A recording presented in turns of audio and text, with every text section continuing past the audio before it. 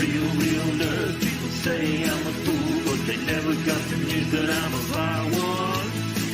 Oh yeah, I'm a wild one. You better turn it up, better keep the channel down, cause you're watching Wild Mike and his real wild child. Oh yeah, I'm a wild one.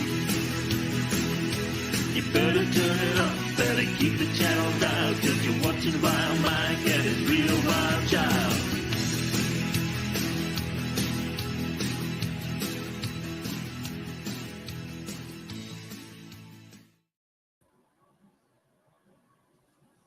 Howdy, folks. It's Vile Mike here, and I got Elihu with me. We've been sorting through some technical difficulties, and Grandpa joined just in time. How you guys doing? Bob. Hi, Bob. I'm good. How are you, Mike? And if anyone cares, this is not marijuana. It's legal for me to light it on stream. Actually, yeah, okay. If you can smoke it, but you can't light it. Yeah, there's irony there. I know. You can smoke weed, but you can't light it. But you can smoke and light. And cigarettes. there you go again, Mike.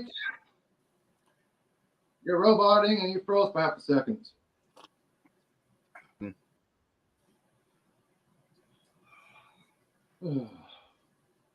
So I was showing this off. I picked this up yesterday while visiting File in Mexico.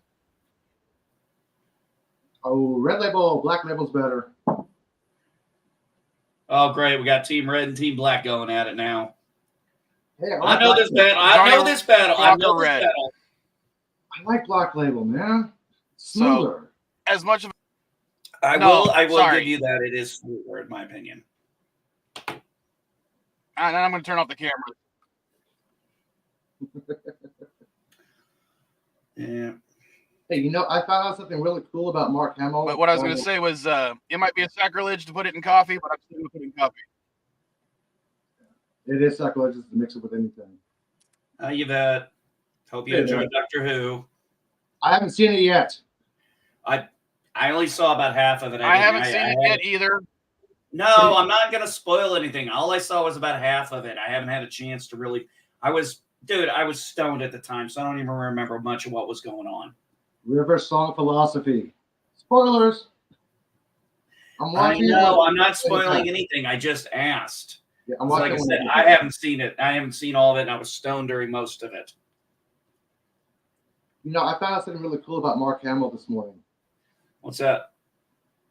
Normally at cons, if the line is too long and the celebrity has to go, they'll rush the celebrity and say, hey, apologize for everything. Mark said no. He signed autographs till 1 o'clock in the morning. I'm like, wow. That's pretty cool. Yeah. And he's not doing the voice of Joker anymore. And yeah, Elihu, I'll do a poll about it. Who thinks red label's worse or better than, or black label's better than red label? Black label's better. I think that red label's better than black, and green is by far better than both. So Elihu, what's up with the Superman look? Going to FanFest today. Oh, nice. I like how you got that. I was looking at it, I was like, I know what he's got going on here. Hey, I made the badge myself, man. It's nice. It took me about 15, 20 minutes to get the Old English corrected for the Day of the Planet. Oh, man. Dude, I had to use YouTube videos to learn how to tie a tie. I hate wearing ties, so I'm like, I'm just glad I have to wear it. You know what's funny? Envy. My dad taught me how to tie a tie when I was like 9 years old. Gee. The very next time I needed to tie a tie was for his funeral 20 years later, and I didn't remember how to do it. You know where I learned? I learned how to tie a tie in boot camp, and I sucked at it. So as soon as I got out of boot camp, I went and bought the clip-on. And I used the clip-on tie for the rest of my career. I hate clip-ons. And by the way, I'm going to show you how to properly handle marijuana on stream. This is the type of person I was. I would tie a bunch of ties. You didn't see me light it, did you? Nope. This is legal. Well, all mine's out. Well, all my flowers out in the barn. That's kind of become a fun bonding time with my wife and I. Put a bowl together, go out there, take some hits in the evening. It's kind of fun.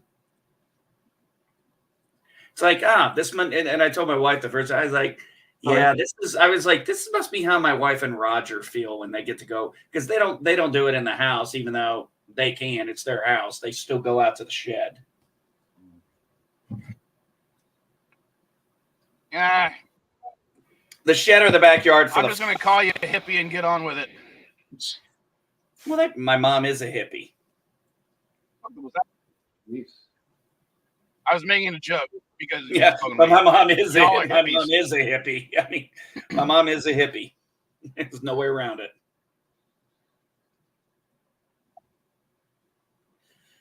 So, I'm debating whether to get a photo with Rose McGowan or. So, what did you guys do for Turkey Day? Nothing. Zero. Everybody in my family went. Everybody in my family. All our original plans went to shit. It was supposed to be my daughter was coming. My mom was flying up. All that went to shit. We were supposed to go over to one of my sister-in-laws. I had some kind of falling out with them to where I was basically uninvited. Then it got moved to the other sister-in-laws, and I got asked if I wanted to come. And I'm like, you know what? I think we'll just hold off until Christmas. I'm good. So I spent the whole day by myself. Got 2 phone calls, one from my daughter to wish her a happy Thanksgiving and also wish her a happy birthday because her birthday fell on Thanksgiving for the second time. Sure. And then my mom. And then pretty much after that, I had the day to myself. I had no drama, no family crap, nothing. It was the best fucking Thanksgiving of my life.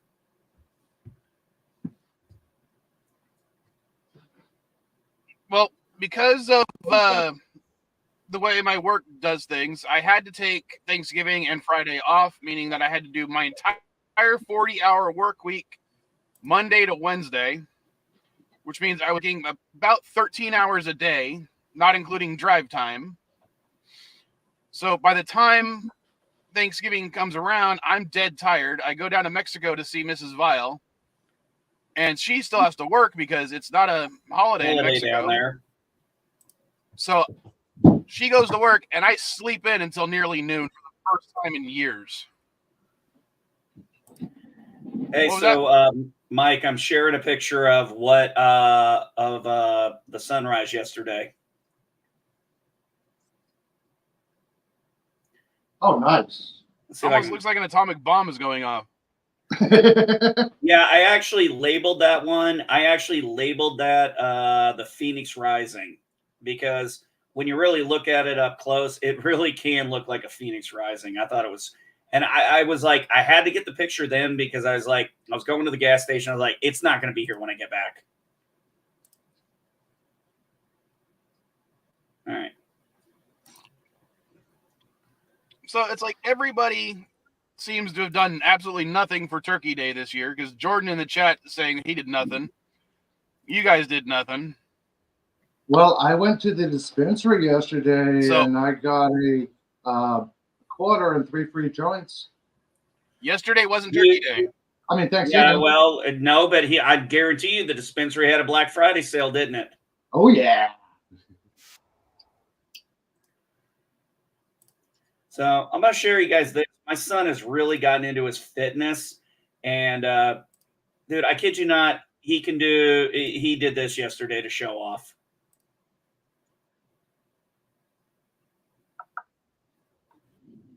So let's see, sound off.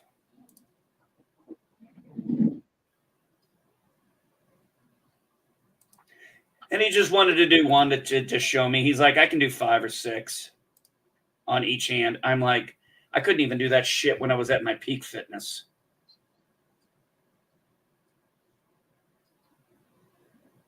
Yeah, neither could I. So I'm actually going to start John hitting says, everything that Germans traditionally do for Thanksgiving, I did. I'm kind of ignorant. I don't know what Germans do traditionally for Thanksgiving, and I don't know if you guys celebrate it the way we do here. So you're have to tell us in the chat what that means. Or come up on panel. So I have thought a maybe feeling I would it actually probably tell a means story nothing. from Thanksgiving's past. Yeah, it's probably that, but I don't know. If you can actually maintain a solid connection, yes, Because please I thought do. I'd tell the story of when my. Sorry, go ahead. I was going to say, if you can maintain a solid connection, please do. I was going to tell the Thanksgiving story. Okay, who's going to talk?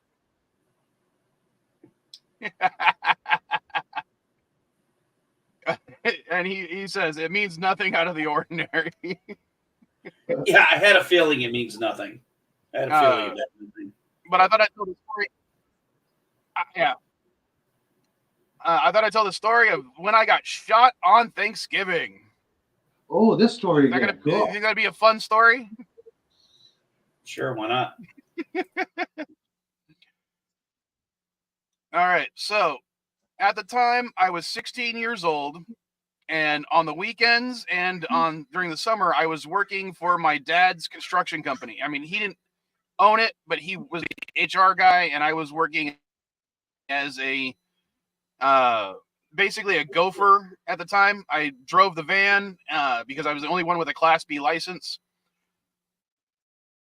and I would drive supplies from the warehouse to the construction sites.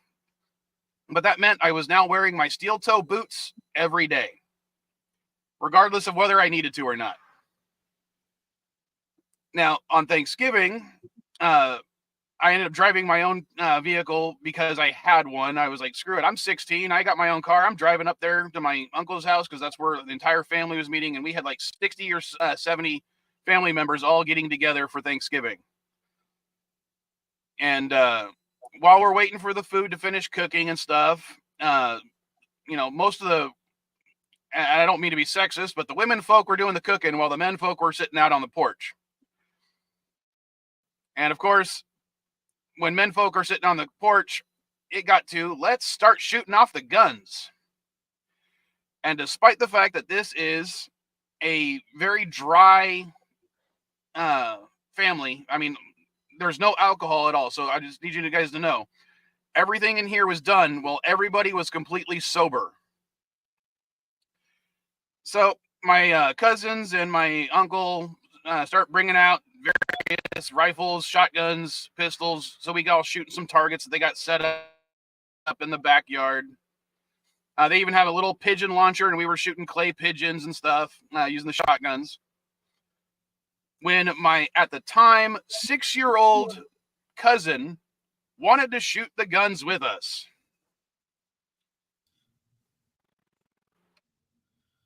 Here we go. How you doing, Darren?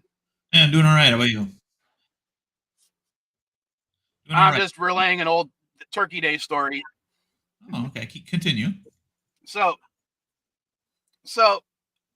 someone got it in their bright mind that for the first time, when my 6-year-old cousin wants to learn how to shoot, to give him a .44 Magnum pistol. Never shot a gun before, and they gave him a .44. They thought it would be funny. Yeah. So they loaded it up. Now, they only gave him 3 rounds because for reasons. I don't remember exactly what the reason was. So we had 2x4s set up in the backyard with playing cards on them. And that's the targets we were shooting at were the playing cards. And they told him, how to stand, how to hold the gun. We were all standing right behind him. And he, 6 years old, just trying as hard as he can to hold the gun up with both hands. And he pulls the trigger, causing the gun to go straight into the air. Yeah. The recoil causes him to pull the trigger a second time, which caused the gun to go straight down. And this time the momentum turned him around slightly so he was facing his left now. And again, he pulls the trigger a third time, shooting me in the foot. Oh man. Now, Yeah, that I went told you well. before I was wearing my steel toes all the time because I was working construction, and that is the only thing that saved my foot. Yeah. It I'll bet. pinched the metal around my toes to the point where we actually had to cut with a razor blade the leather and rubber around where the steel toe part was, so we could wedge it back and forth around my toes, and you could see how my my 4 larger toes, everything but my pinky toe, was already turning red and purple because of the pinching of the metal. Yeah. Oh yeah. Yeah, you're very, very And blessed. of course, everyone goes, "Oh, we don't need to take him to the hospital. That'll just get the cops involved." Right. Sorry, what was that? Yeah, it's What was that? no, what I said was yeah, you don't need to go to the hospital for something like that, right? The metal did the job. Yeah. Well, their reasoning was because I didn't actually get my foot blown off, they didn't want to get the cops involved. It's just a scratch, yeah. Walk it off. Yeah. It's like that uncle who gets a little It tipsy. took my foot, a good 2 or 3 months to heal. But yeah, my foot hurt like a son of a bitch for at least 2 months after that. Okay, I take it back. It actually only hurt for about 2 weeks, but it took a good 2 months to heal. Yeah. I bet your son felt pretty bad too. But yeah. Although that wasn't my son, that was my 6-year-old cousin. I was 16 at the time for this story. Oh. So we're talking about 1999 or 2000. Actually, it was definitely 16's 2000. pretty young for a son. I know this was pre 9/11, but it was post. As I said, it wasn't my son; it was my cousin. Well, you shouldn't be doing that with your cousin, man. You should, that causes like inbreeding and effects and everything. Shouldn't do that. Well, if the whole story was, it was a lot of my uncles and cousins were doing this, including my older cousins who were in their 20s and 30s, plus my uncles who should have known better. Yeah. But yeah, it was my uncle Don who is now passed away. Yeah. Who had the bright idea of giving a 6-year-old a .44 Magnum.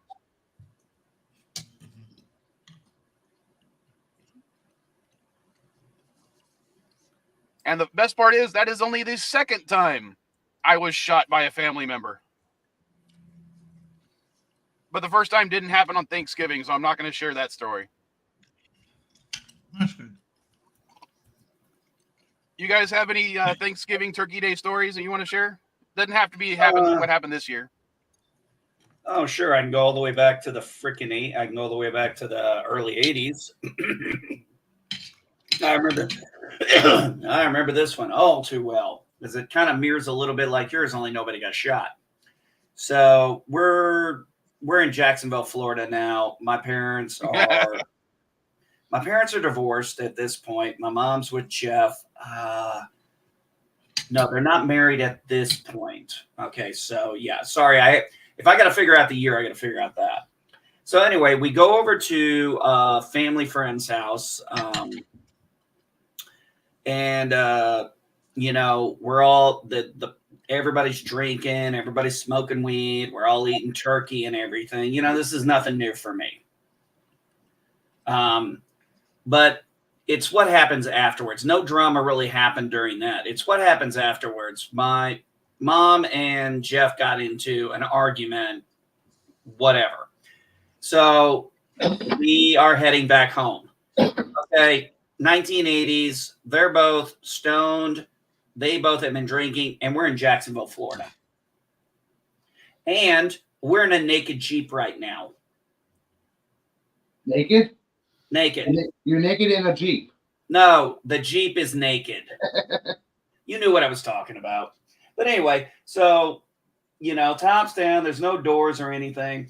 They're arguing with each other the whole time we get back to that. We're getting back to the house. We get about a mile from the house, and I don't know what the hell was said. All I know is Jeff said something. My mom just literally just took her arm and smacked him on the shoulder.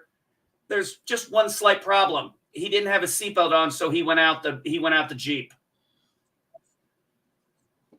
That's smart. Whee! Some real self-control issues there. So he goes out the Jeep. My mom, of course, freaks out and stops because she was the one driving.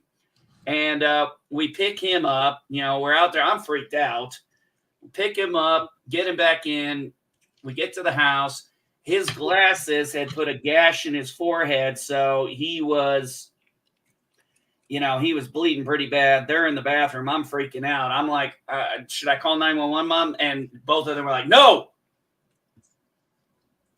I'm thinking, hindsight now, I'm thinking later, I know why they didn't do it, but I was like, damn, all you guys had to do was just lie and say he fell on his face while he was in the house.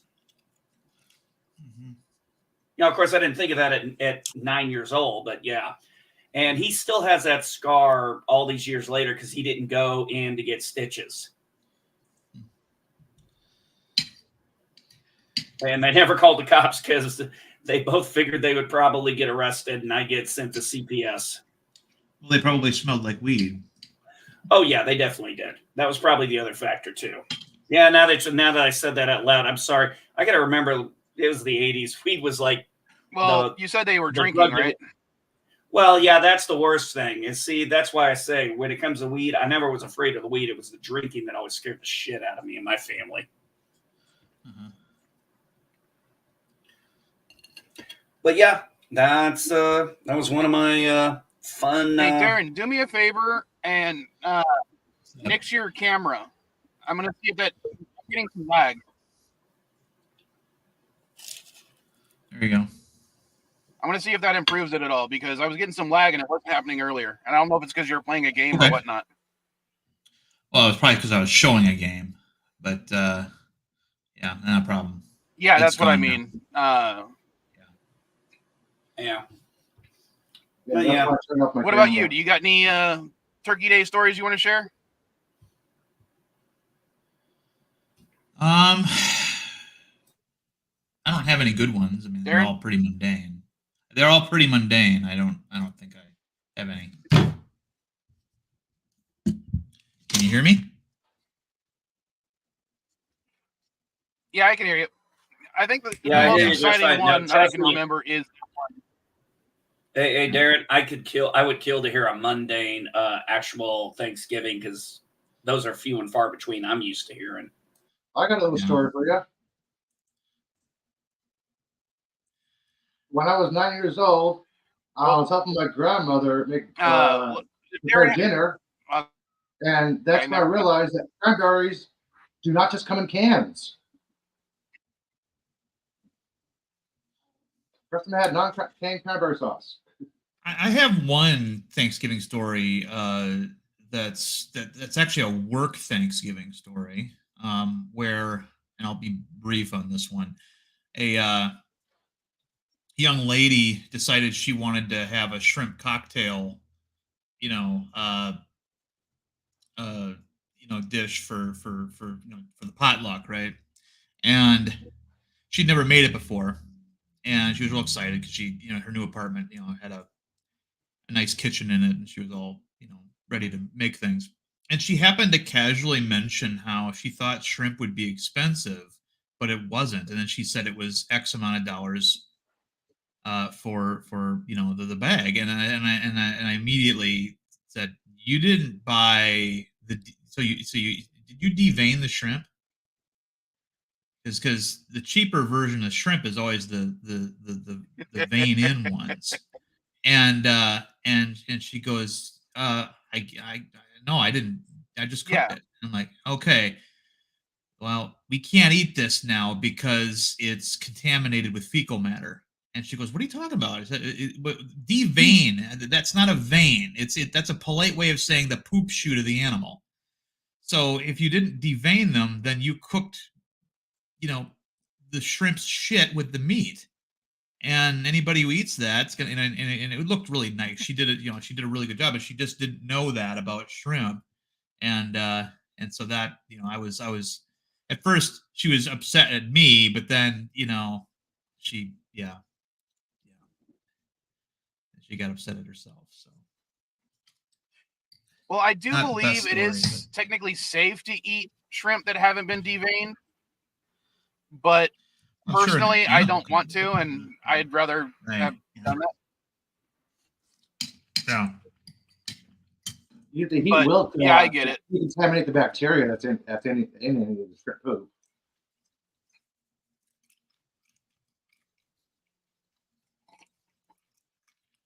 Oh, I got a fun, awkward one. I'm not going to one go of my too other long into it. less exciting.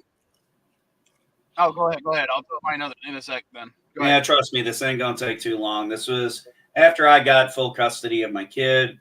My wife and I were stupid enough to try and be the bigger people. We actually invited my ex-wife, my daughter's biological mother, over for Thanksgiving. Yeah, let's just say that was absolutely the most awkward Thanksgiving. Amazingly, nobody got into a fight. I almost wish we did, because then it would have at least been a little normal. But it was so awkward. After she left, my wife and I were both like, we are never doing that shit again. Everybody was on edge for just waiting for something to happen.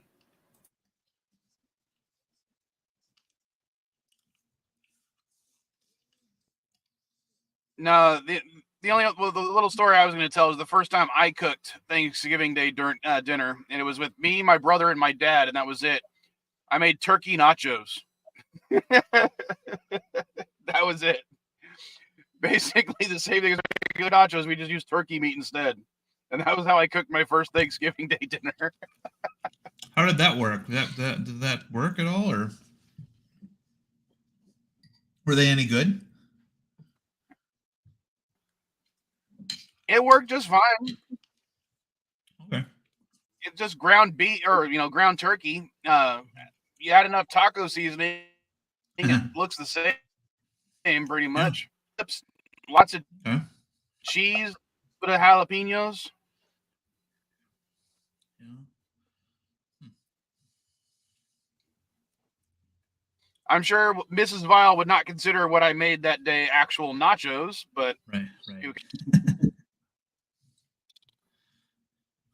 Yeah, nachos and meat. Remember, she gets mad at me when I go to Taco Bell. Really? How do you stand Taco Bell? Well, what's wrong with Taco Bell? Easy. It's light on my wallet. Ingredients. It's the only reason to go. Meat, lettuce, tomato. And how many different combinations can you have that in? Mm-hmm. That's Taco Hell for you. It's not real Mexican food. Tex-Mex. Well, see, this one's different because it's in a flour tortilla. This one's different because it's in a corn tortilla. Yeah, but Elihu, nobody goes to Taco Bell for authentic Mexican food. They go because it's cheap to get a taco there. Oh, yeah, that's true. I go to. We have a franchise up here in Wisconsin called Taco John's. Not Taco Juan's. It's Taco John's, and they are Tex-Mex, which technically frees them from the criticism of their, of their menu. So a lot of people would rather go there.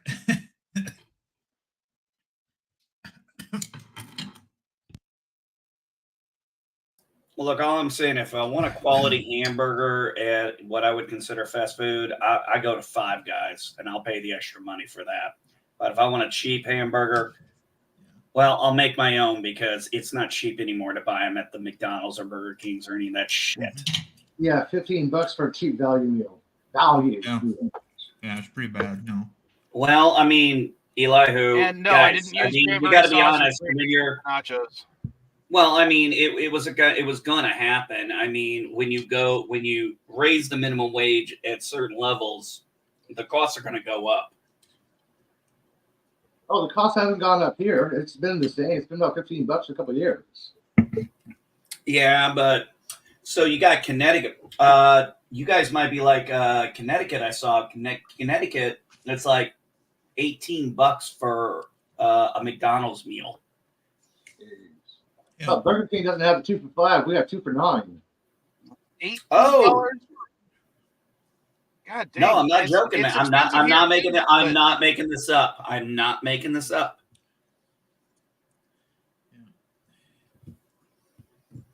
Well, NB, I can tell you one of the things that is bugging me is the cost of a Happy Meal. What is Because it now? the $11. What? okay, well, hold on. The cost of a regular hamburger Happy Meal at the McDonald's closest to my house is $4.20. Okay, that makes sense. That's not The that, one that closest actually to is my reasonable. kid's house, it is $8.20. Yeah. Yeah, but the one closest to my depends on- kid's house is $8.20 for the same Now meal. that's insane. But location. Yeah. For some reason, McDonald's, when it was by the ballpark, was cheaper than the one down the street from my house. Are they owned by the Well, same they're both San franchise, Diego or are they companies. different franchises? What the hell? Well, guys, you got to remember, most of those McDonald's, most of those fast foods, they are owned. Oh, they're different franchise owners. Yeah, they're They different closed- franchises. They closed for one stupid reason. Because people who are homeless were taking advantage of the dollar menu. They closed the restaurant because of that. Because they didn't want the homeless population around Oracle Park, around the park, the ballpark. Yeah. I'm like, Yeah. what? That's stupid. Well, apparently Gavin Newsom. So apparently Gavin Newsom. I don't know. also I mean, can clean every up a, McDonald's I see has homeless people around it, even in the rich areas. Yeah. Sorry, By the go way, ahead, your guys' governor is not looking good in the optics department when he moved everybody out of a certain city for all those foreign dignitaries, and everybody's like, "Oh, well, we had to clean," and he's like, "Well, we had to clean up." It's like, well, obviously you had the money to do it beforehand, but you only waited until optics mattered. Here's the thing. Kamala Harris gave a speech at the Asian Art Museum. It's a high traffic area for camping. That got cleared out. APEC ended, people came back. People complaining like, wait, what happens at housing? Well, they were given 1 week shelter stay. That was it. I haven't actually heard anything. And about they moved her. everybody else around the Tenderloin. You Out know, of the Danny side Lyon, of I'm not APEC. really a Karen, but I might just do that because that just seems insane to me. I'm sorry, I live here. This fucking And- sucked. I might be the. Well, hold on, Elihu. Would you agree with me that as much as Gavin Newsom is good for California, and I know you guys, on the bottom half of the panel wouldn't agree to that, I don't think he'd make a good president. I funded him several times when he was you? supervisor and when he was mayor. No. Felt the same way about DeSantis. Yeah, I'm in the same boat with Darren there. I would say Gavin Newsom. Okay, you guys are Californians. I'm not going to judge how you guys want to run your state, okay? Because you guys know I'm all about constitutional conservatism. But I'm with Darren here. While I like a lot of what DeSantis personally, in my opinion, is doing in Florida, for me, I don't think that either one of them is a good optic for president because they're in two very different polarizing popular states. If that makes any sense, it's going to be judged as if Gavin Newsom comes in, it would be. I would agree with that. Yeah, they're both too polarizing for the wrong reason. Unlike Trump, who's polarizing for different reasons, they are They have been leaders of states, and to certain degrees, by different metrics, depending on who you ask, they've been very successful in their states. And this is not me being political. This is me just putting out the simple optics here. That I think they're two polarizing figures that will only be able to generate enough for one half of the base. And I don't think either one has enough polarization. I don't think either one of them has enough to really coalesce a decent amount of independence behind them. Gavin has a problem with the Central Valley. That's the only people that won't vote for him. He'll get about 85% of the state in the Central Valley. But if you don't get when I looked at the breakdowns of how party affiliations go, Jefferson. Hold on. Elihu, Jefferson is also not going to vote for Gavin Newsom, and you know that. Yeah, I know. Who's Jefferson? Okay, so it's not just the Valley. It's part of California. Jefferson. It's northeast. Oh, are you talking about a county? Yeah. It's called the state of Jefferson. It's okay. it's the northern rural area of California that is they don't like Newsom at all. It's and I don't blame them. Hickville, but Democratic Hickville. Well, I just like I said, they're one of the ones that always try to secede. Say that they're going to try to secede from California. Yeah, they're the ones who are behind it all. Oh, are those the ones that do the splitting California up into different states? Yeah. Oh, okay. You can pass all voters law, but Congress has to ratify it, and Congress never ratified separation of California because it's the third largest economy in the country. They wouldn't do that. They can do all they want. Yeah, Congress it would will say no. Well, it's also like agree to it because it would hurt their tax revenue. Exactly. Well, I remember there was talk about, and I knew this was really just kind of jokingly, but I know some people took it seriously. The idea of California seceding and being like, we could do everything on our own. I'm like, well, possibly in the future you could, but then all that federal aid, all the Army bases, all the bases would have to be removed or leased or rented or however. They'll be leased out like it is in other countries. Yeah, but I mean, honestly, you think about it. Let's cut the secession to, go into a civil war or anything. Right now, it would just be a logistical nightmare for everyone, especially the Californians. Oh, yeah. It would be, but if we were to somehow annex the military, like assuming we could annex the military assets that are in California without issue with the federal government, it would be a lot simpler. But of course, you can't do something like that. I've got to charge my headphones. It also doesn't help that large portions of California are technically owned by the federal government because of, national parks. Yeah. So at the end of what I'm saying is it really becomes, no, we're not talking politics. It's really not politics. And we're not arguing, so I'm going to, as long as we're not arguing about it. We're talking about California and fine, Dandelion. Yeah, we're talking specifically about California at the moment. And then we were just, the only political thing was we were all agreeing on is those two particular governors are probably too polarizing to really be a nominee right now. And that's it. I can't believe I've got to charge my headphones. Shit. Yeah. And the only thing I like to point out is, remember, there's only 2 states that have ever been independent from the United States as countries on their own. And that is Texas for what was it, a year or 2 almost? No, it was California, which was technically its own country for about 2 months. I'm sorry, Gorilla, I was not paying attention. I was fixing my tie. I never prove Envy correct. Incidentally, maybe. Oh, okay, yeah, but never on purpose, man. But if you want to change the subject, actually, hey, Mike, Texas was its own country for 10 years. Do you know why it was its own country for 10 years? I can actually tell you why.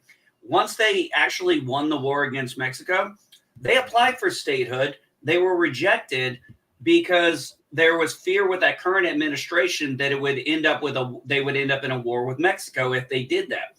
Well, when another administration came along and did admit them as a state, we had the Mexican-American War. So they were the fears were valid at that time. I did not know about California being a what's state. Funny is California was only technically its own country.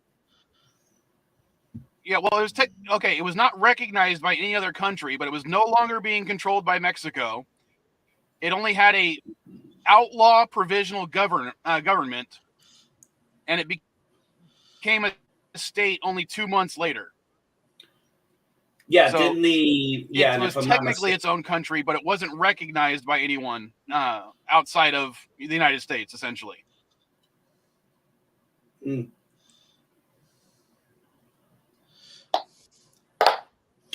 Well, also,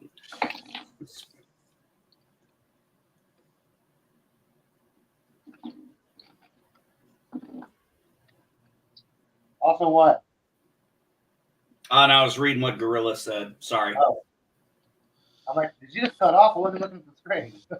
No, but it's very historically interesting how, the thing with Texas. And I think I knew about the California thing, but I did not know that California was not recognized. I did think pretty much right after the independence of California, California pretty much wanted to be a state. Probably more for the security purposes. Pretty much, yeah. But just very similar to Texas, one of the reasons that California wanted to become a state was because a lot of U.S. immigrants immigrated to that part of Mexico at the time, and that's what incited the rebellions, similar to Texas, and they wanted to join the U.S., whereas the Mexicans that were living in the state were disenfranchised with the Mexican government because of Santa Anna, of course, but didn't necessarily want to become part of the U.S. But there was just enough white people that had come that, when the votes came, it was to join the U.S. Well, I'm sure there are a lot of Mexicans. Well, I'm sure there were Mexicans who wanted to vote for it too. Dude, look at Arizona. Mexico had a hard time with the border because they didn't want America to have access to a seaport, hence the gas and purchase for $15 million. America really wanted that seaport, but Mexico's like, no, we're going to go to war if we don't do this. So they came up with the purchase price of the gas and purchase. That's why Arizona was like a diamond, like a straight line. Otherwise, we would have had a coastline in Mexico. Well, the Gadsden Purchase was so that we could finish building a railroad. Yeah, I know. And it was also implementing about the border with Mexico and the coastline. And that's what added the last bit of California and Arizona. Mm-hmm. It had nothing to do with a seaport. It was just they were building a railroad basically to San Diego, and they wanted to. It was easier to go south, so we were like, "Hey, Mexico, can we buy this section of desert from you?" Yeah, they wanted the border. And remember when? Oh, you mean from the Colorado? Yeah, they wanted the water. I see. Also, another thing about Texas, and I have to look up because I'm drawing a brain fart on it. Texas was actually a lot bigger than what it used to be, and there were some disputed areas between that and some other areas. So literally, what did the federal government do? It's like, oh, we'll just throw money at it. So they literally threw money at Texas to help pay off the debt they owed for their war with Mexico. And that was the agreement to make Texas smaller than what it is now. Yeah, I know they lost some territory to the Oklahoma territory, as well as the, I think it was called the Arizona territory at the time, but it included New Mexico, but I could be wrong about that. Parts of Nevada and New Mexico. If Mrs. Vile joins up, she knows a lot more about the history of this stuff than us, probably because they teach it in, Mexican schools a lot more thoroughly than they do here. But remember, like even California was technically part of the land seceded to the U.S. from the Mexican-American War, even though they themselves said that they were separate from that land, if that makes sense. I need to make a little bit more coffee. I got to meet you. It's going to be loud. And yeah, almost as bad as dandelion pouring tea. And that goes to show you the United States. The United States, takes the land from Mexico, but technically wins the war, but we also give them a whole bunch of money. It's like we won the war, but we gave them money for the land. Yeah, we had a bad habit of doing that. Yeah, here you go. Here we go. I'll show you real quick. I finally found a picture that kind of highlights the disputed areas of the Republic of Texas. This is actually a pretty good one.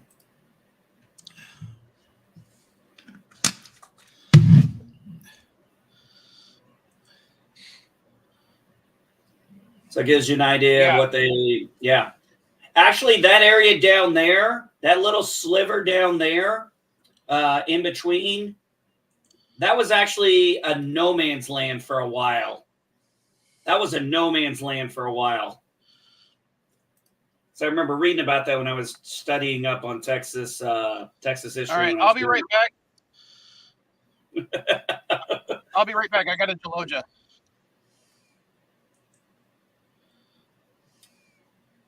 Well, Dandelion, it was kind of disputed back then, kind of how this worked.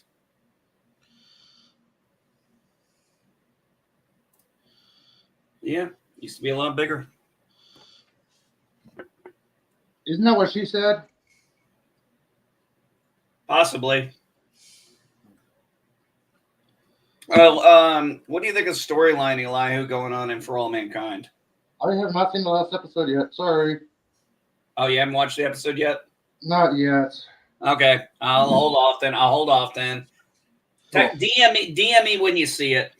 I will. I don't know what time I'm getting in tonight or this afternoon, whatever, because I'm going down the Fan Fest thing.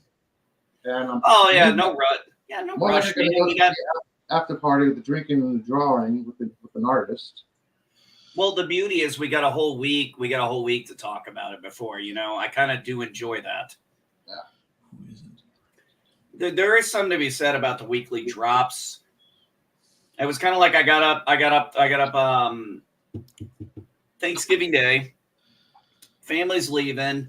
I got the whole house to myself, and I'm like, I go to check when because I thought they dropped on Friday. I didn't realize Monarch and For All Mankind dropped on Thursday. I was like, oh shit, they're already ready. I was like, damn, I got my next 2 hours covered.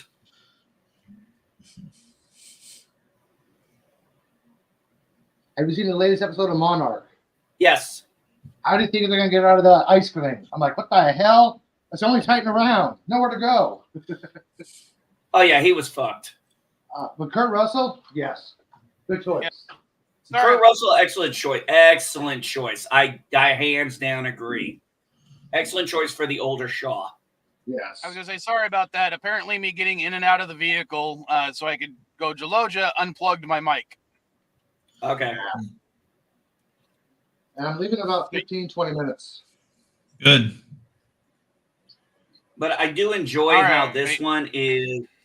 I like how this one is. Where we have the movies. After the second one, they got more months. I tried to. Okay. Go ahead. Okay, I have no idea what you were laughing about.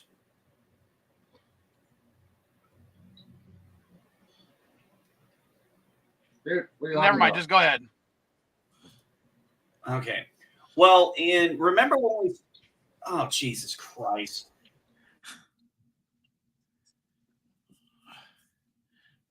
Are you having a senior moment? Mm-hmm. Hey, at least he muted himself. No, but I still haven't watched For All Mankind. I want to, but every time I try to at my friend's place, there's issues with it.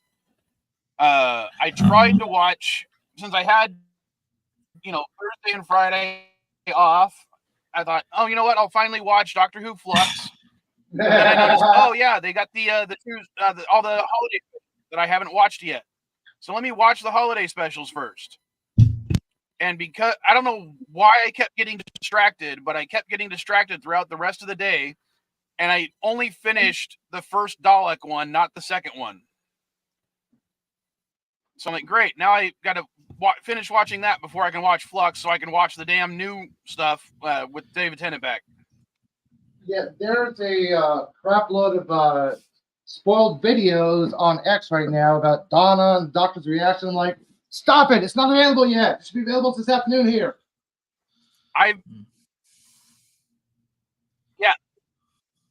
Elihu, I've literally been avoiding Twitter like the plague, except for, ironically, I have a second Twitter account that I don't remember really starting, but I finally started using it. But because I'm not friends with anybody that I, like on the panel here or in real life on that Twitter account, I'm not getting any spoilers for Doctor Who. Oh, lucky you. So I was on that account mostly.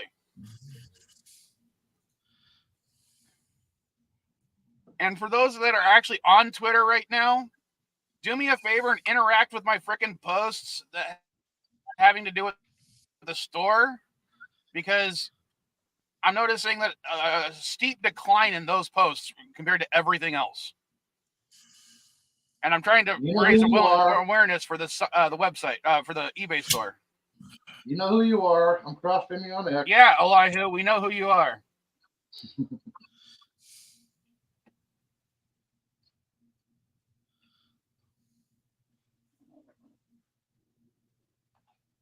You know, yesterday I went to Target around 11:30, and there's still a huge what else do you guys want to talk about since NB's on the phone? Let's talk about NB. Yeah, that sounds about right. He's not paying attention, so let's talk about him. I already called him a hippie. Glorified hippie wannabe. And no, we're not going to talk about him. If we're going to insult NB, we're going to do it to his face. Because that's how we do things here on this channel. We are doing it to his face. He just can't hear us. There's a difference.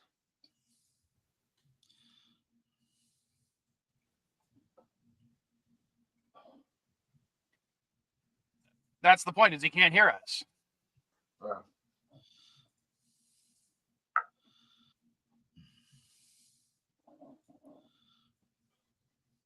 No Loki roundtable, so I don't think Chris is streaming tonight unless Steve's going to play Jackbox. Sorry, say that again? Chris Knight is not streaming today. Shoot me a link to it on Twitter. Not streaming. Oh, he's not? No. Unless Dean is going to play Jackbox.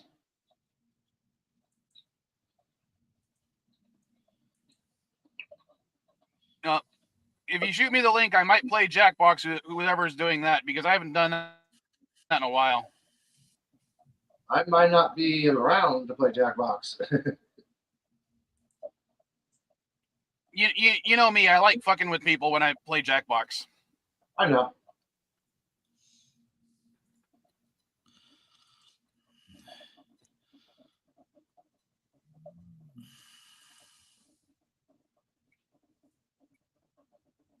Once I get a better computer, maybe I'll start doing like a Jackbox or a game night. I'd like to restart Jetnerdy, of course, because I'm not using the channel, which I started just for that. I still got that board for you. Speaking of it, Eli, how good are you at?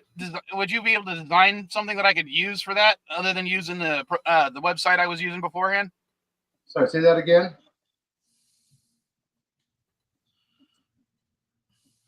Would you be able to design something for me for that, or no? No.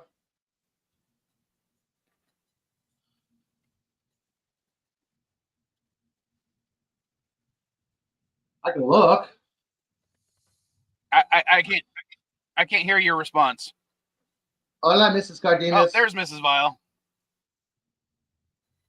I said I can look around. Yeah, babe, we were talking about the history of Texas and California earlier, so we need you to correct us all. I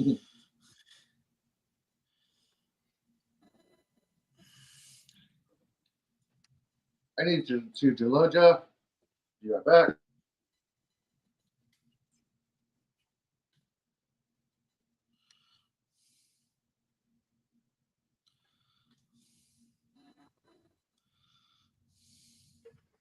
Oh, great. Now it's just me and Darren.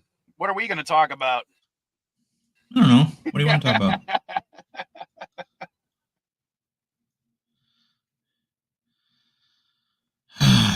Yes. I don't know. The whole thing I thought we were going to do all day was talk about 40-day stories, but apparently no one has any good. The most exciting thing I can talk. Yeah, the most exciting thing I can talk about is that this week I got a KitchenAid mixer, the Artisan mixer. So I'm anxious to start using that. It's a beautiful appliance. You know anything about it? Well, I can't say. Last week I finally moved out of the old storage unit, the one I used to sometimes stream from. Oh. Okay. I moved into a because that was a 10 by 10, and I moved into a 5 by 10. Okay, so you got And no the reason I comment did it is whatsoever on the mixer. because the 10 by 10, they increased my. Sorry. So you had no comment whatsoever on the KitchenAid mixer. I don't use a mixer. Sorry. Okay, that's fine. All right, continue. You moved out of your shed. No, I don't use them. I don't even know if I have any KitchenAid products. But okay, this is what pissed me off about the whole thing is my 10 by 10. They raised the rent to $280 a month. I'm sorry, $250 a month with an additional $10 fee, bringing it closer to $260. But the cost of a 5 by 10, which is only half the size, isn't half the price. It's only $60. I see. So I'm like, why can't I just get, two 5 by 10s? And first of all, they said you can't do that right now because they only had one free 5 by 10 in the entire place. But I'm like, fine, I'll take it. But it's half this size, but it's only one. It's less than a third the price. I don't understand the storage pricing right now. And Danny Lines, a stand mixer would be cool, but I don't have room for one. Well, that's what's nice about the mini. It's the small one that I got, which is and it's just as powerful. Very nice. Okay, so let's go ahead and talk about it. What do you plan? What's the first thing you're going to cook with it or make with it? Skyrim sweet rolls.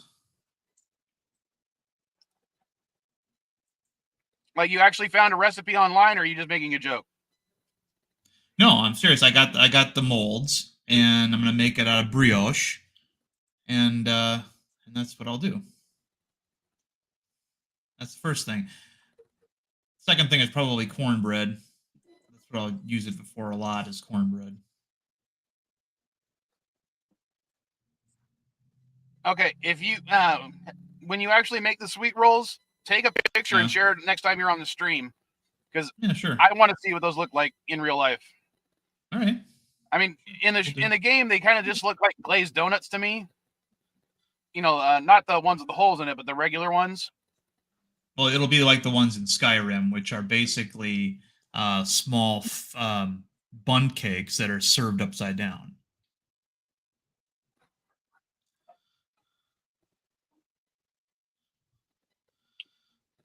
Shoot, am I thinking of the wrong sweet rolls then? Am I? All right, I'm going to show you. Okay, it's been a while since I played Skyrim. I'm going to show you a picture of what I'm talking about, so you know exactly what I'm talking about.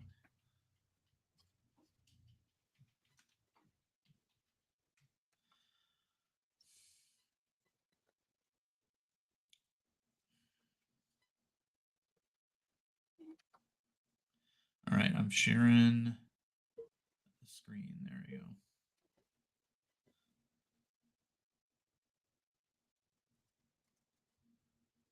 You see those?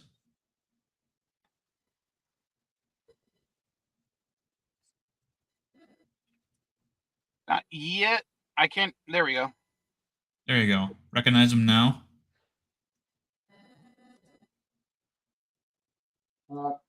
Okay, yeah, that's basically what I was referring to. But they right. They're basically a bundt cake small bundt cake served upside down with drizzle. So yeah. To me, they just look like a glazed donut, but maybe they're a little taller than I think they were. So yeah. Yeah, in the game they're taller than that. They're actually taller and narrower than that. So, but I found some molds that will make the more precise.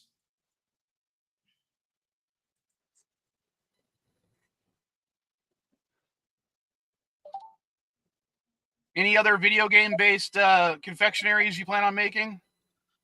That's about it. The other thing, obviously, as I mentioned, was cornbread. I will probably be making a cornbread. But and then okay, and when then you later, make cornbread, Well, I was gonna say, when you make cornbread, do you leave kernels of corn in there or no? Sometimes I'll throw a half can of cream corn in it. Yeah. Because I've never liked cornbread that has actual kernels of corn in there. Well, I prefer just using green chilies and some diced jalapeno. But I'm also thinking about putting other things in it, like onion, you know, and stuff like that.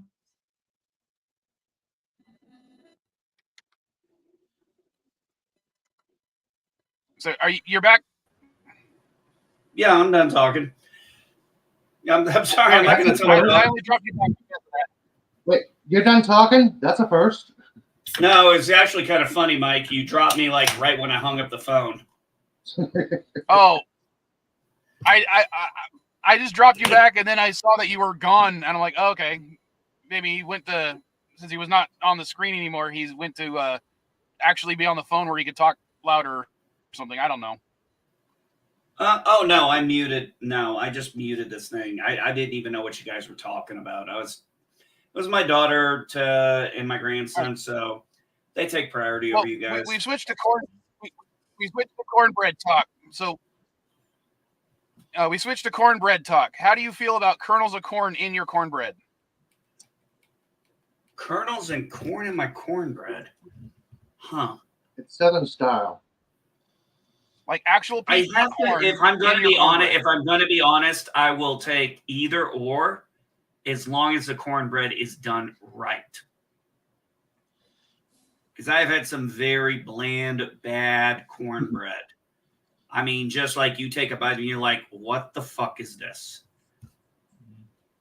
So Yeah, it's like somebody used the mix and nothing else.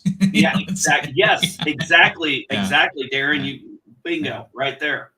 So yeah, I'm good with plain. Are you talking like Jiffy Mix? Because I've used Jiffy Mix. Granted, I do add a little bit. I love Jiffy Mix. That's good. Yeah, but what I'm saying is there is some cornbreads that are just, if you try to buy them and you just go by the directions, they suck. Yeah, if you only put what's on the box, you gotta put something in there that gives it some zing. I mean, I use Famous Dave's cornbread mix, and But I even then- have some boxes of their jalapeno version, which come with little dried chunks of jalapeno. I still put a diced jalapeno in that, and that is very, very hot. Ooh, I never thought about a jalapeno. I never thought about cornbread jalapeno. Ooh, Yeah, that sounds yeah. good. Famous Dave's makes a couple different I've tried it cornbread before. types. Yeah, and when I first made their jalapeno mix, I just made it with the little packet of dried jalapeno that it comes with, and I'm like, well, that's good, but I'd rather have it, I'd rather have that and some actual diced jalapeno in there. So I made the second batch, and that cleaned out your sinuses really nice. So it's interesting. You My brought up my grandmother used to make a cornbread that was almost a dessert. I mean, it was so sweet. Yeah. And Yep. very little leavening in there.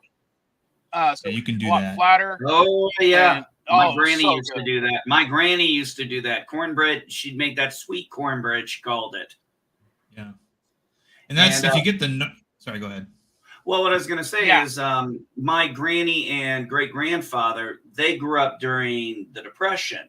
So one of the key things my grandfather always had at the dinner table was buttermilk and bread, or some kind of bread. And he would always take that bread, whether it be cornbread, wheat bread, whatever, and he'd always be dipping in his buttermilk. That'd be literally the first thing he would eat. Yeah. Yeah, that was And a there was staple. and that was a staple for them because that was something that they used to help expand their stomachs to help feel full. Right. And he kept it going his entire life. I mean, I remember him all my life. 25 years I was around before he passed. That guy would always have buttermilk. And I remember trying buttermilk, and I compared it to that time when you actually taste the baker's chocolate. Yeah.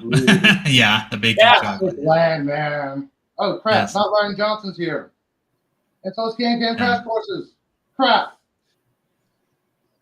Jalapeno. Yeah, we had a black fella on the NRJ's submarine in who the, wanted who chat. thought his nickname was Sexual Chocolate, and I called him Sexual Cooking Chocolate, and he didn't get it.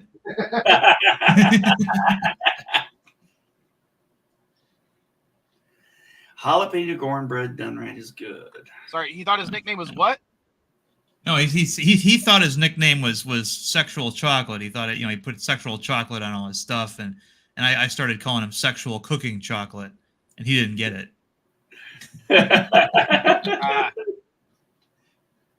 Now, here's a question. How many does hopefully everybody in the audience gets the reference of Sexual Chocolate? Oh, yeah. I get it. They taste so fine, don't you agree?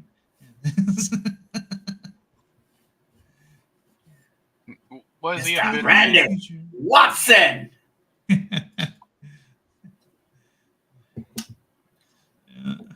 Randy Watson. But Okay, yeah, guys, cornbread is. I'm taking cornbread off is- because I got to stand in line. The place open for 10, and it's going to be hell at Sunday. So I'm taking off later, guys. All right, we want pictures, bud. Oh, I'm going to post some pictures. Trust me. Later. Later.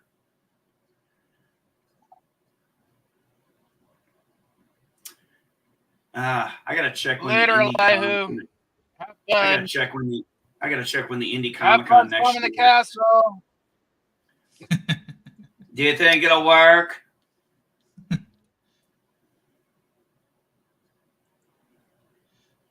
Shit. No, but Famous Dave's regular cornbread mix is very sweet. That's a dessert cornbread mix, basically, because it's just so automatically sweet. But it's also moister for some reason. It holds the egg and milk a lot better than Jiffy does. But they have two other flavored cornbread mixes. They got a cinnamon one that I've never tried because that seems like too much to me to have cinnamon in there. For a dessert cornbread. The other one is the jalapeno. And the jalapeno, I actually like the mix a lot more because it's less sweet anyway, I'd probably want to put onion in that one too, in addition to chilies and Have any of you ever taken your cornbread, broke it up over your corn, and ate it that way ate it that form? No, you must be out of your goddamn mind. I don't like mixing corn and cornbread. I know that's weird. No, I'm not saying the whole thing, but I have found that putting little bits of bread in there is quite enjoyable, but it's a rarity because I'm not a double starch guy. Yeah. Well, see, I don't mind doing the double starches. Like, I'll put mashed potatoes on a slice of cornbread to eat it, but I wouldn't put cornbread on corn. You put cornbread on mashed potatoes? No, I put mashed potatoes on a slice of cornbread. Drizzle it with some gravy. It's like And you're playing I'm with the your weird food. one. Yeah. Well, look, I mean, my mom Yes. used to put cheese on apple pie, and I thought that was the sickest thing ever. She never could convince me that was any good, but that was something that they did, in Germany apparently when she was there. And then then I met a guy from Louisiana when I was in the Navy who he would buy a bottle of Coca-Cola and get a packet of salted peanuts and pour the peanuts into the bottle of Coca-Cola. And I thought that was like something babies do too, It's like I didn't see the benefit of that at all. But I did that one Yeah, time Darren, back in the 90s. I did that one time, putting the salted peanuts in the Coke, and I drank it. I wasn't impressed. I never did it again. Yeah. I just wasn't impressed. Yeah. I mean, I can understand if you want to have peanuts and Darren, I will Coke, agree with you that it's a convenience thing. Yeah. Go ahead. Sorry.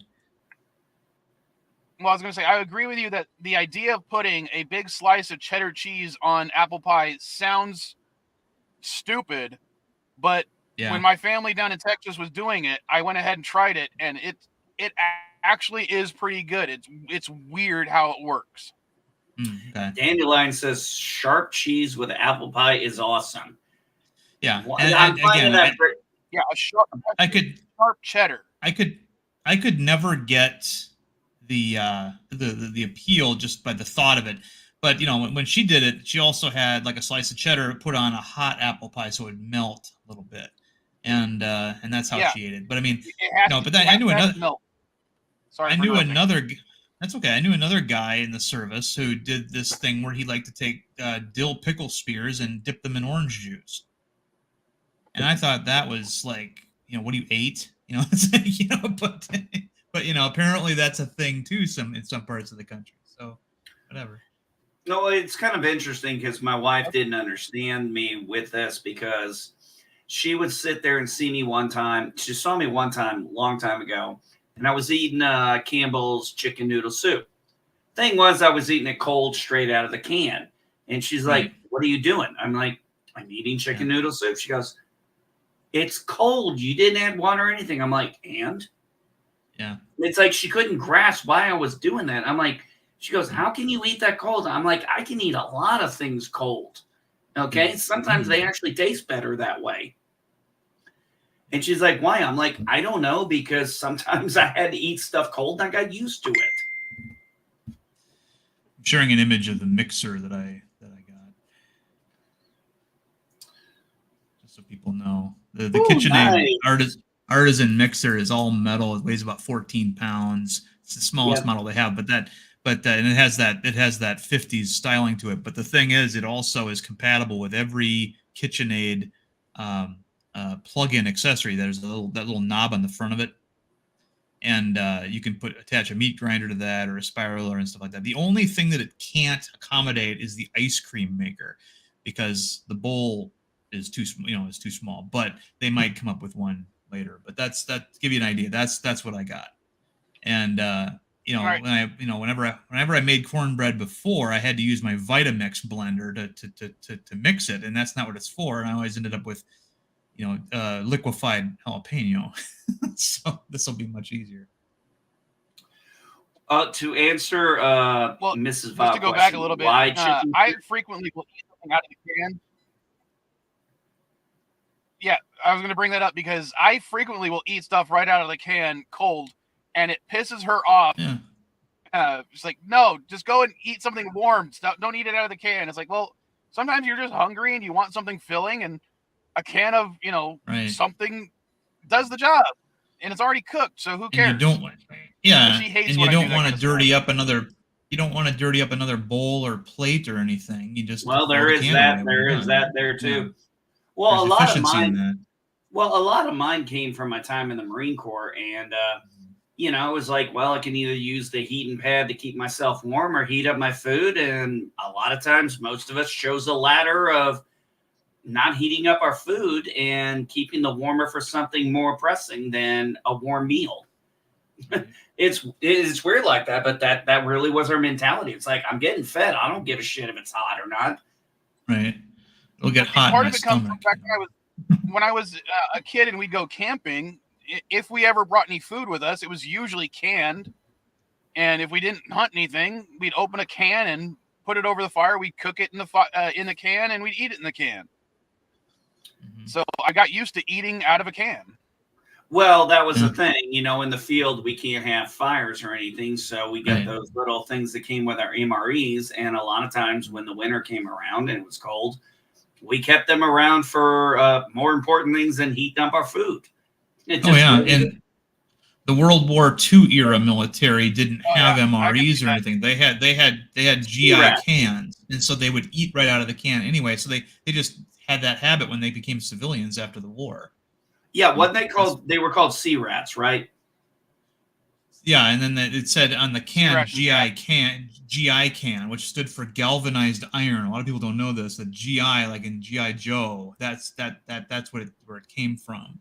The media, the war correspondents, didn't know what GI stood for. They made the assumption perhaps it was general issue, and so they started calling, well, GI Joes eat from GI cans, and all it stood for was galvanized iron.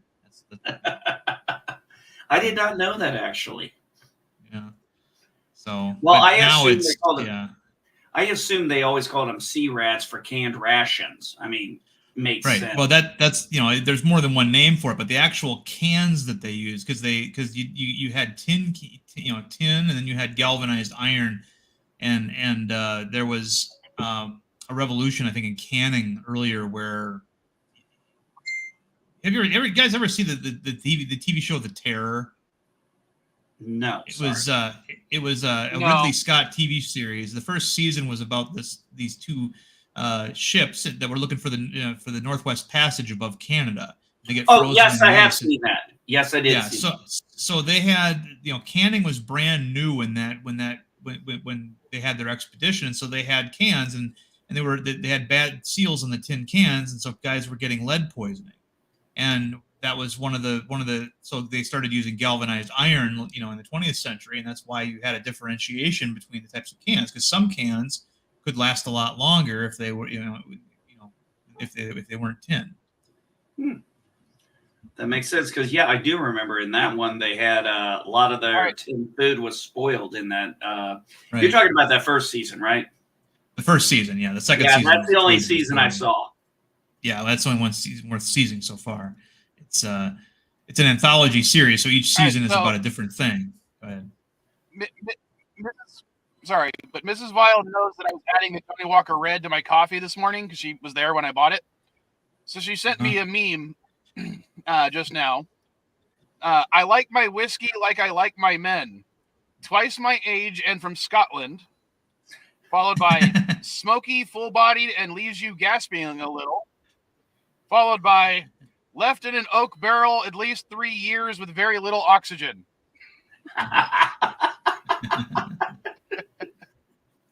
I like Mrs. Vile's sense of humor.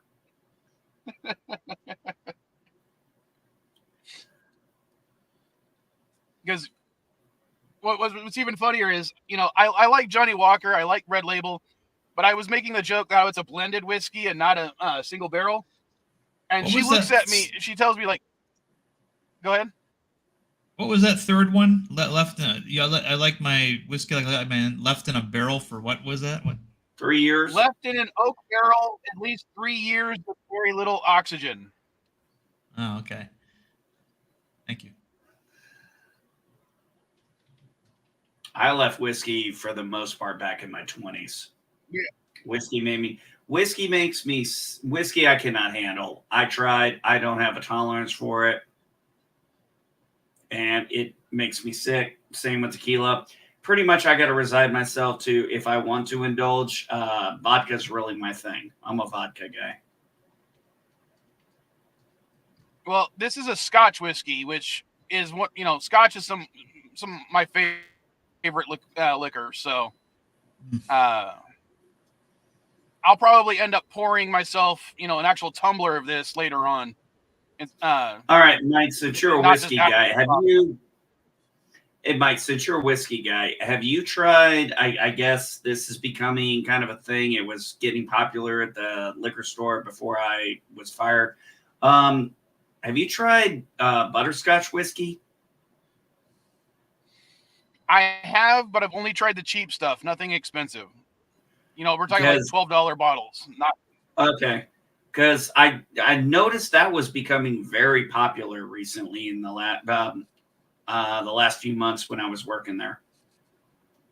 It's a little sweet for me because you can really taste the butterscotch. That's more of something you want to mix with something. Even this blended whiskey, I'd rather have straight ice. What would you blend butterscotch whiskey with? Sorry, say that again. I said, what would you blend butterscotch Probably whiskey? a chocolate liqueur or a coffee liqueur. A chocolate liqueur or a coffee liqueur easily. I guess that would make sense.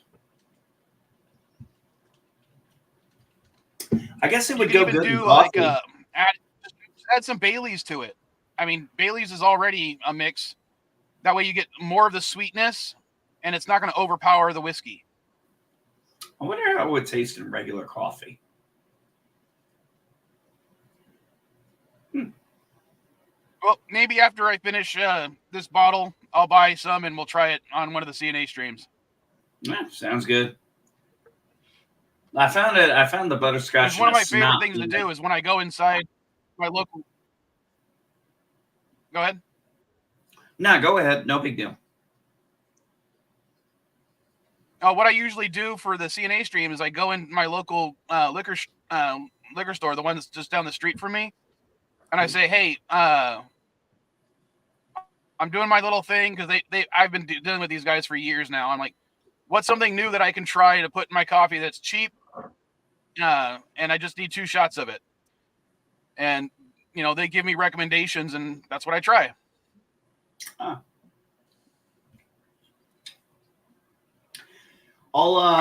This has been interesting. The last gas station in my local area, and that's kind of a weird way to say it, but you got to understand, I do live in the sticks, so there's like 7, 8 gas stations within several towns. Man, I tell you what, I'm so happy that the one over here across the border in Illinois got bought. And I'm extremely happy that it is owned by a successful Indian. Because, man, I tell you what, we were watching the last owner when she was manager and she bought the place. And I remember sitting there being like a couple of months into her ownership.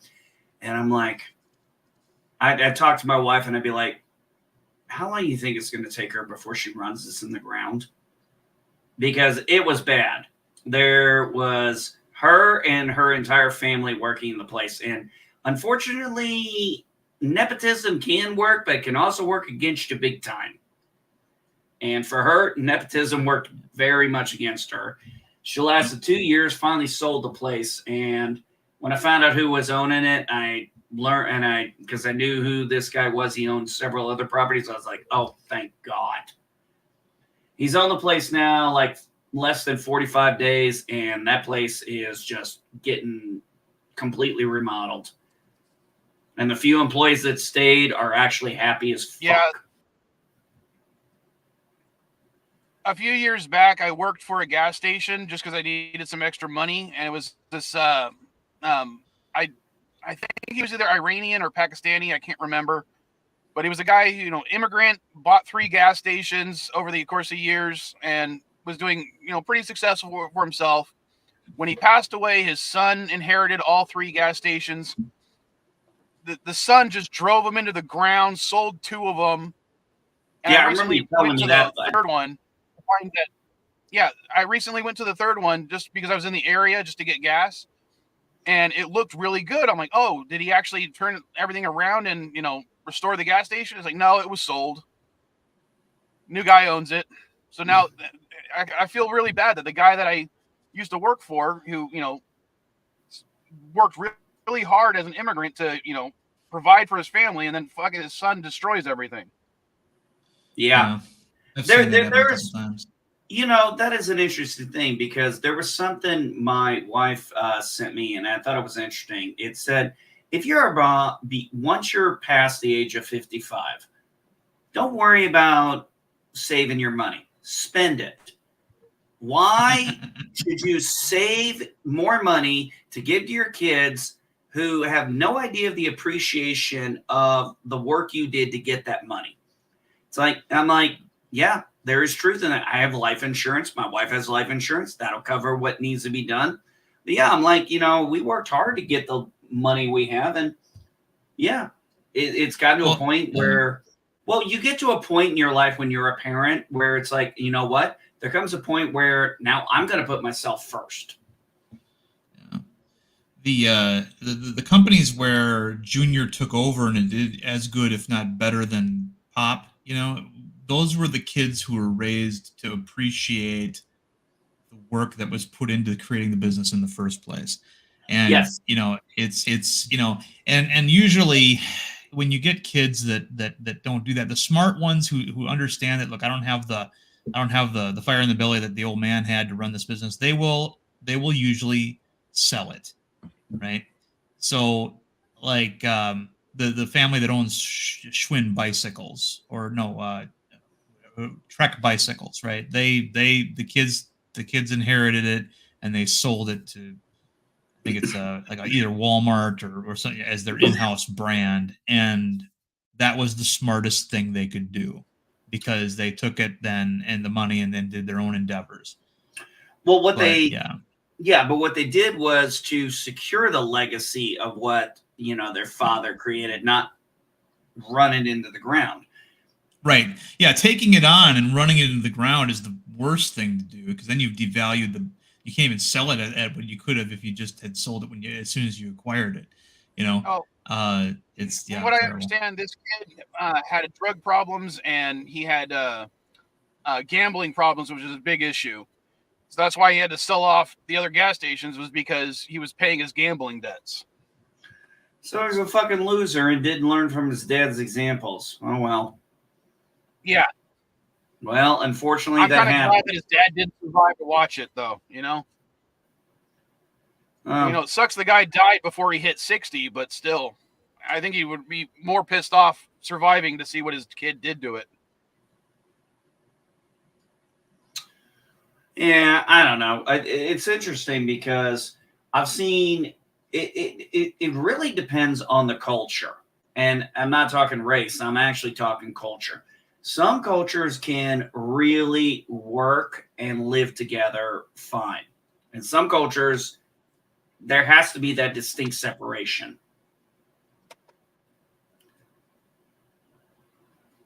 As unfortunately, as we all know, some family members don't work well together. And to tie this back to my family a little bit, it reminds me of like when my one of my uncles through marriage, he spent a lot of my grandparents' money creating a carpentry business, running it into the ground, and then borrowing more money from them to start it up again. And it kind of made me mad that, this guy obviously can't run a freaking business, but he wants to be his own man, but he can't actually do it. My grandfather sent me down one day when I was 19. This was right before I joined the military. And he pulled up a ledger. And he goes, "This is how much your father owes me. This is how much your uncle owes me. This is how much you owe me." I never asked for money again. Well, see, the part that really bugged me about it was, here's the killer part. He died before I ever had a chance to even be able to pay him back. Not that he expected it, not that he wanted it, not that he probably would have even accepted it. His point was to tell me, "Hey, this is how much money you borrowed from us." It's kind of a coming to Jesus. It was kind of his way of giving me a coming to Jesus moment. Well, see, that's what made me mad is I never borrowed a cent from any of my family members. Not my mom, not my dad, none of my aunts or uncles. I never borrowed any money. But the second I needed money and I'm just like, "Hey, I'd like to talk about the inheritance part." They were like, no, we can't give you any money from your inheritance because you're not a good person. And I'm like, well, fuck you guys. Well, what happened with me, my situation was neither my mom or dad could afford to really, spend money on me. My grandmother showered me with money. What I didn't realize was it wasn't just her money she was showering me with. It was also my grandfather's money. And I was, too young to do that comparison. So she would just always help me out. And I never thought anything of it. And I did that for several years. And then when he sat me down, it's like, oh, shit. I was like, okay, I got it. My uncle and my uncle and father never did, but I did. One of the times my sister and I got into a big fight after my dad died, and we were talking about his estate because there was almost nothing that was going to be left over for us because he screwed a bunch of stuff over. But my sister was like, "Well, I should get this amount, you should get that amount," and I was like, "No." And she goes, "Well, why should you get the larger share? And I'm like, okay, do you remember when Dad gave you X amount of money for a new car? She goes, yeah. He didn't have that money. He borrowed it from me. Remember when you needed a new computer and you needed $500 real fast? He didn't have that money. He borrowed it from me. You know, all this time that you were borrowing money from Dad, you weren't getting it from him. You were getting it from me. And I showed her, you know, the bank transfers. And she finally was like, oh, I guess you do deserve a larger chunk of the amount of money then. Well, and I even had then, to it do this wasn't with, that much. well, I had to do this with my oldest daughter. I had to finally sit her down. I said, you need to look at the numbers here. And because we had set up, we took money out of one of our accounts and set up a kids fund to help out when they move out and everything. Because we're not paying for college. If they go to college, that shit ain't happening. We ain't doing it. I don't owe that to my kids. But I sat down with her. I said, let's go over from the time you were 16 to now. And I laid it all out for her. I had the numbers, and she almost burst into tears. She's like, I borrowed this much. I'm like, no, I said, no, you've actually borrowed more. I'm sorry to say. This is just what I can, put together. I said, the number's probably a lot higher. And finally, for the first time, she got humbled by it, because I had to tell her that I had to do this because recently she was so far behind on her rent and her electric payment. I was like, okay, I'll take care of your electric payment. I'll send the money for your birthday. That'll be your birthday gift, and then we'll pay the rest of it off at Christmas. But I said, I'm not sending you the money directly because I don't trust you with it. I said, give me the account information and the address. And then she went into a 2-hour argument with me. And I'm like, you want the money? Give me the account information. She thought I wanted her username and password. I was like, no. I'm like, I want your account number and I want your address so I can send the money through my bank. And she actually said to me, I kid you not, she goes, they won't accept the money if my name's not on it. I'm like, Trisha, they're going to accept the fucking money. Finally, all you need is their account number and their routing number. No, I don't need her account number and routing number. I needed her account number for the bill and the address so my bank could send the check to it. Oh, you were just going to pay the bill. Yeah. I was going to pay the bill. I was going to pay the bill through my bank. I wasn't going to use. I'm sorry. I thought you were talking about sending it to her account. No, I wasn't going to use it through our account. She ended up sending me our account information finally. And I was like, okay. I went in, put it all in. The only thing I didn't do was save my debit card because I'm like, no. And it went through. And I told her, I was like, Trisha, they don't care how they get paid as long as they get paid. And then I sat her down and then we. Yeah, I made the mistake of not doing that once. When it came to giving my dad some money, well, I wasn't giving him money. My dad and I shared a bank account to make it easier for us to transfer money to each other when we needed money. And found out that one of his girlfriends didn't realize that account wasn't my dad's entire, wasn't his money. $2,000 of my money. And I still never got paid back for it. I was pissed. And I should have not kept any money in that account. Yeah. Everyone wants to talk about how everybody should spend their money until it's your money you're spending.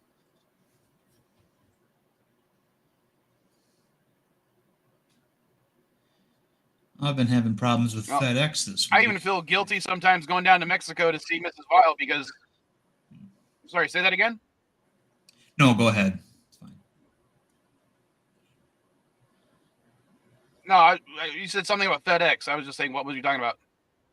Yeah, see, I'm starting a new client in a week, and they've been trying, according to the emails I've been getting, to deliver to my condominium. Well, they're not coming to my condo. They we tried to deliver, but there was no one there to sign for it. I'm like, I was in the lobby the whole afternoon, and FedEx did not come by. In fact, I saw the truck blow right past our building twice, and yet there's nobody I can talk to. The emails refer you to the website. The website you ask for the number. It's an entirely automated AI system. And they don't recognize anything that I tell them when they say, "What's your problem?" And it's so then I went and I actually created a login on the FedEx website to alter the delivery to the Walgreens down the street, which is open until 9. And then I can just pick it up there. There's, according to the emails, they're still trying to deliver it to my condo, and they're not here. They're never coming to my condo. So I don't know what's going to happen. I probably won't be able to start training on time because they can't get me the. Darren, that's interesting you say that because, and actually, I can say this definitively about 5 years ago because on this day today is when I went on terminal leave from the Air Force. We had we had a package coming from FedEx, and I don't know, somebody was in charge. We were in charge of tracking. We were watching it, and it was try to deliver a package. Nobody responded. It's like, this is a secure location. What are you talking about? You got the phone number and everything. And then they tried to do it a second time. Right. And we got the same thing. And I got stuck with tracking it. And I finally went to my boss and I was like, at the third attempt, I was like, I'm going to sit outside in my truck and see if the FedEx guy even comes. And I'm watching, and I've got my boss. My boss is texting me, telling me what the status of the tracking is. And they said they delivered it. Nobody answered. I'm like, that's bullshit. I'm standing right out here. Right. There has been no FedEx driver anywhere around here on the base. I'm like, unless he went on the backside. And I'm like, he can't. And then my boss texted, goes, they wouldn't be able to get on the backside because it's blocked off. Mm-hmm. And everybody, and I'm like, somebody's going to have to call these fucking people.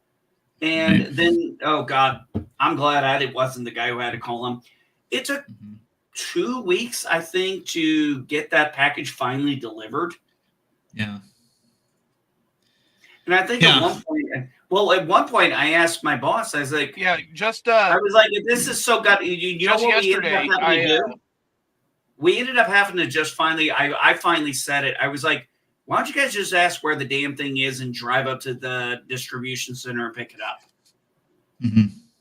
So guess who they sent to go pick it up? Yeah. Yeah, just yesterday I had an issue with FedEx myself. I had someone buy something late Friday. Go ahead. Well, I was just going to say that if I don't get this, you might be, because I'm often waiting for you. You know, it sounds like you're pausing, and so I'm starting to say something, and then right over the top. But no, the thing is, if I don't get that terminal for work, I'll probably miss training, which means I'll have to go on unemployment for anywhere between 2 weeks to a month, depending on when the next class is available. So that's why I'm kind of upset about it. And again, I understand that it was Black Friday and Cyber Monday and all this kind of stuff now, but well, Darren, I've ran into kind of an issue here with my wife and I. We got one of those fraud detection alerts. Mike, I think you really are on a delay, buddy. Yeah, I'm going to reload, see what happens. Yeah, Darren, I think he is definitely on a delay. Yeah.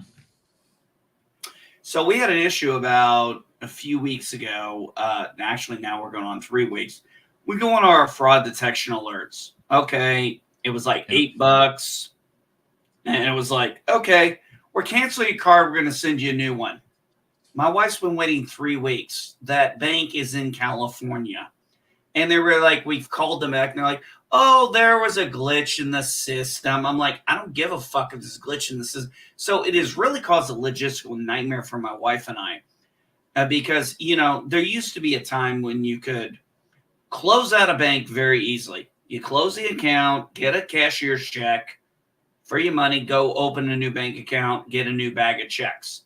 Now, you gotta go through all the logistical nightmare of getting a new bank. Yeah.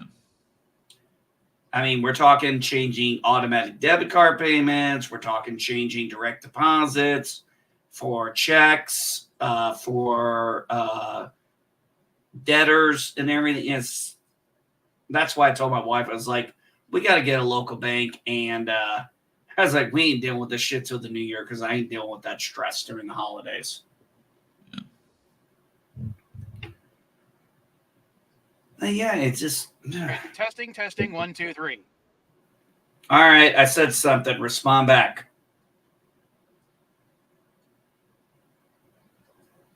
I'm responding back. Okay, respond back in real time. I'm responding right as soon as you stop talking. No, you're on a 5-second delay. Yeah. You're on a 5-second delay, Mike. I just looked at the timer. You on that Mexican What the hell internet is again? wrong with? I'm just telling you, based on the way you responded to my No, questions. I'm on my own internet. I'm back in the States. Oh, California internet then? Solar power internet. I think more of a Gerbil StreamYard wheel issue, internet. I'm thinking. Okay. All right, I'm going to take off. I'll see you guys later. Yeah. Take care, bud.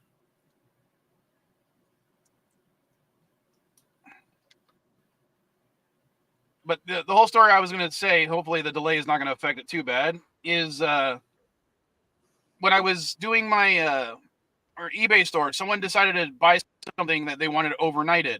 They bought it late Friday, which means I had to try to get it out Saturday.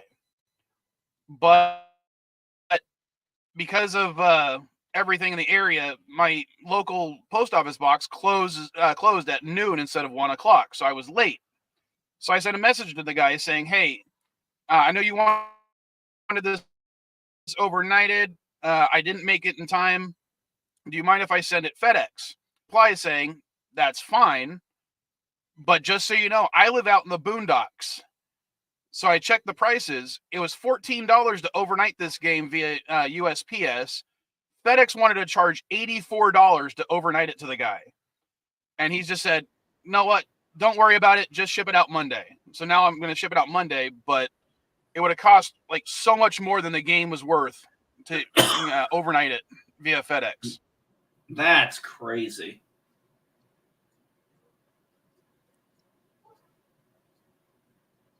I mean, it was a $12 game, and even though he was overnighting it, he was willing to pay twice, over the game's value to have it shipped to him, because he was going to pay $14 to have it shipped to him overnight via USPS.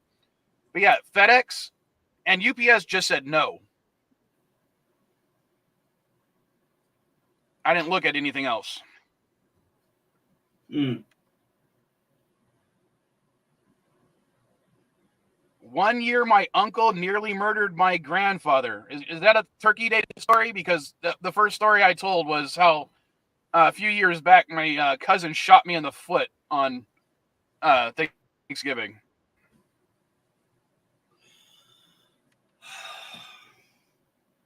I gave you guys literally the R-rated and the PG 2 Thanksgivings. The rest are a little more intense. And I don't want to talk about them.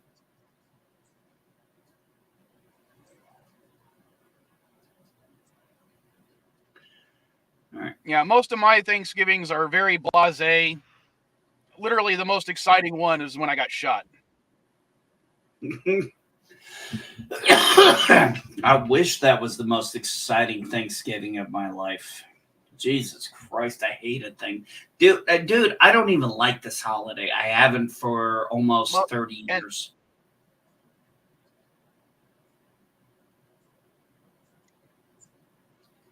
Well, ever since I got the job that I have now, I don't like this holiday only because I'm not allowed to work on Thanksgiving or Black Friday, which means I got to do all my work in 3 days, and it's exhausting. Actually, that's funny you say that, because when we had to get all our work done to get an early weekend, man, that was like a thrill. That was like the biggest ass busting we did.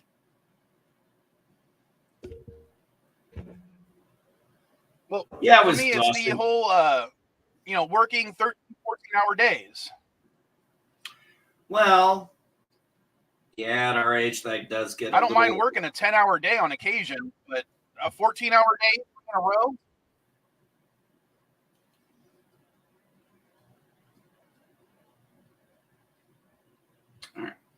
Hey, Mike, I'm gonna have to go, bud, because this 5-second delay is just a bit too much. Yeah, I don't blame it. I'll go ahead and end the stream, and since I'll it's just stick you, around. which one should I end with? Well, I'll stick around afterwards. Let's see if it continues in the backdrop. But whatever outro you want, All right.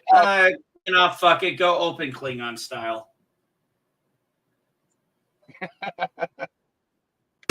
singing, more voices. Hail the Klingons, hoorah!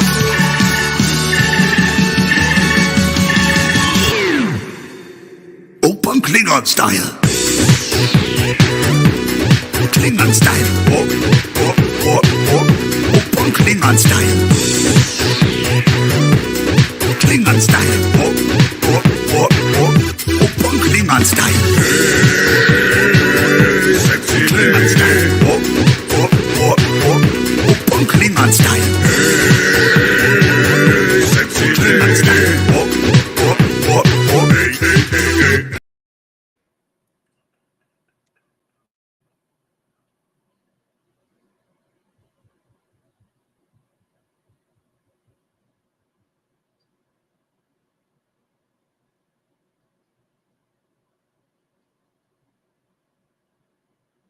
Did it play the whole video?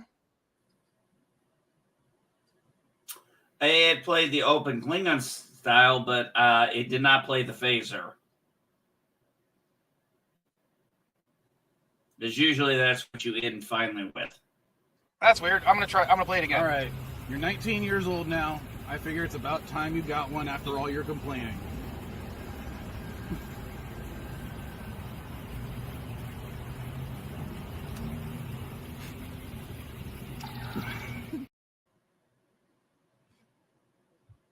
There, it played. All right. Later.